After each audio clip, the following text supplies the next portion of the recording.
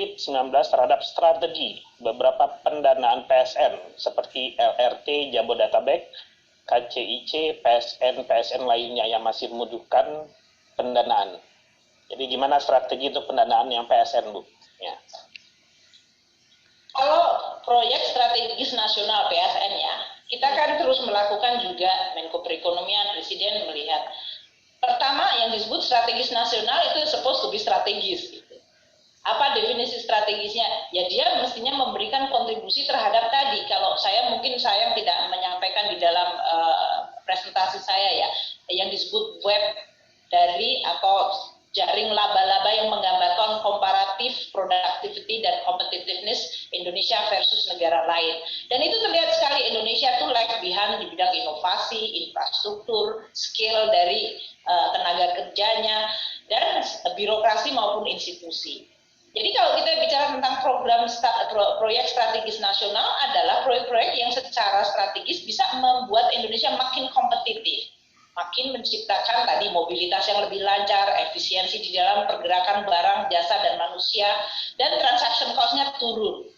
Tadi ditanyakan mengenai strategi pendanaannya. Selama ini PSN juga terbuka untuk yang disebut KPBU, kerjasama pemerintah dan badan usaha. Jadi ada sebagian yang berasal dari APBN, ada yang sebagian adalah berasal dari private sector. Mereka bisa dalam bentuk konsorsium, mereka bisa dalam bentuk ekuitas, mereka dalam bentuk pinjam meminjam, tergantung dari proyeknya. Jadi kalau bicara tentang apakah strateginya berbeda, tidak. Tapi kita ingin mengundang lebih banyak private sector untuk berpartisipasi. Karena kenapa? Ya karena APBN kita tadi sudah cukup banyak anggarannya untuk penanganan COVID. Dan kita harus segera melakukan konsolidasi.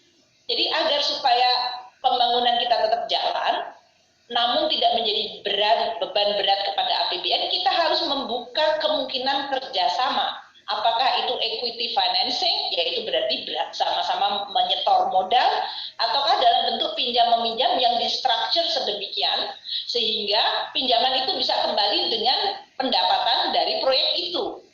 Nah persoalannya kan kalau beberapa proyek itu yang economic visibility-nya tinggi, yaitu dampak ekonomi yang besar, tapi financial visibility-nya relatif rendah, itu memang APBN harus step in. Kita kan nggak boleh, semuanya yang menguntungkan saja, kalau nggak nanti pembangunan tidak akan merata. Coba kita lihat Sumatera saja, utara selatan. Dulu mungkin Pak Fit, saya nggak tahu, ingat nggak?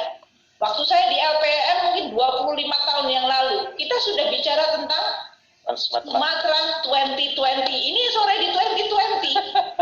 It is already 2020. Sumatera 2020 adalah bagaimana memposisikan Sumatera comparative advantage dekat dengan Singapura, Malaysia, Thailand, tapi itu require infrastruktur yang bagus, konektivitas, dan trade serta investment dengan yang disebut hub secara ASEAN ini. Nah sampai hari ini kita ujung utara sampai selatan aja belum nyambung. Dan kalau kita bicara tentang elektrifikasi dan yang lain-lain, jadi ya it's not a question about butuh atau enggak, tapi persoalannya strateginya bagaimana kita bisa untuk proyek-proyek yang tadi economic impact-nya dan social impact-nya besar, namun financial visibility-nya rendah, maka bagaimana pemerintah step in. Tapi kalau sebuah proyek apa yang disebut strategis nasional di mana financial visibility visibility-nya sangat tinggi, yang disebut financial rate of return-nya tinggi, yaitu pasti banyak private sector yang atraktif untuk masuk. Jadi kita akan tetap melakukan, dan tergantung dari sektornya. Kalau sektor untuk listrik, energi, kita ingin lebih banyak renewable, maka kita akan mengalihkan kepada banyak yang sifatnya renewable. Kalau kita bicara tentang toll road, kita akan lihat toll road yang di Jawa barangkali trafficnya relatif besar. Tapi kalau toll road di luar Jawa barangkali beda.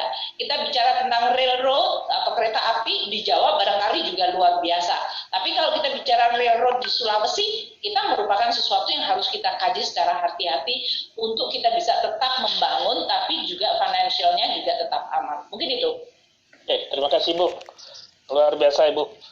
Sebagai informasi bagi audiens, saya dan Bu